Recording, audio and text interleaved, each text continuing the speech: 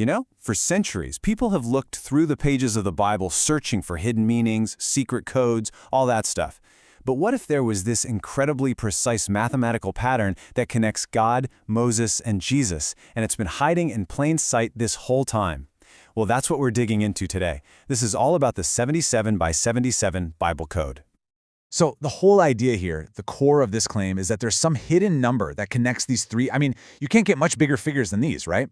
But this isn't just some random numerology. The claim is that it's based on a really specific, repeatable method for counting their names in the King James Bible. So let's get into it. What are the exact rules for this search? All right, so before we even get to the numbers, we absolutely have to understand the search itself. I mean, with a claim this big, the method used is, well, it's everything, you know? If you change just one little thing, one parameter, the whole supposed code just falls apart. And look, this isn't some vague, I feel like it's this kind of thing. It's actually based on a specific digital search query. The source material is super clear about this. They say this pattern is something you can find yourself right now through a really precise, repeatable search of the King James Version, but you have to use their exact parameters. Okay, so what are these parameters? First up, the search covers the entire Bible. We're talking Old and New Testaments. And second, it's not just looking for the names God, Moses, and Jesus. It also includes the possessive forms, you know, like God's or Moses's. The source actually calls this a search for the pure names, so it's trying to avoid other titles or variations. Now, this next rule, this might be the most important one of all. The search for God is case sensitive. What does that mean? It means it's only looking for the capitalized God. It's deliberately set up to ignore any mention of lowercase gods, you know, the other gods, and this one little detail completely changes the final number. So, with those exact rules locked in, the whole text, the possessives, and that all-important case-sensitive God, what numbers do we get? Let's break down the counts for each name one by one.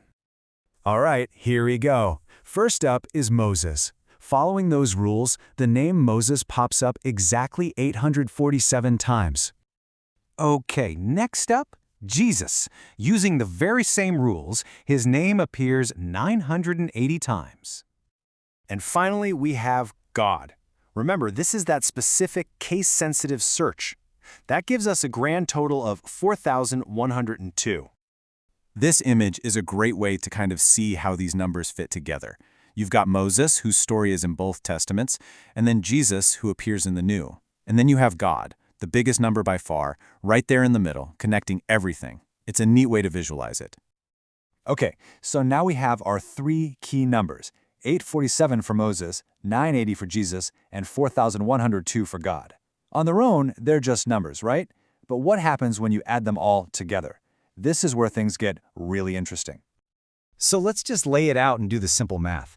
We take the total for Moses, add the total for Jesus, and add that case-sensitive total for God. What do we end up with? And there it is. The grand total is 5,929. Exactly. Not 5,928, not 5,930. When you add up the mentions of God, Moses, and Jesus using these rules, you land on that exact number, 5,929. So, 5,929. You're probably thinking, okay, it's a big number, so what? But what if it isn't random at all? The whole point of this, according to the source material, is that this specific number has a hidden mathematical property that is pretty incredible.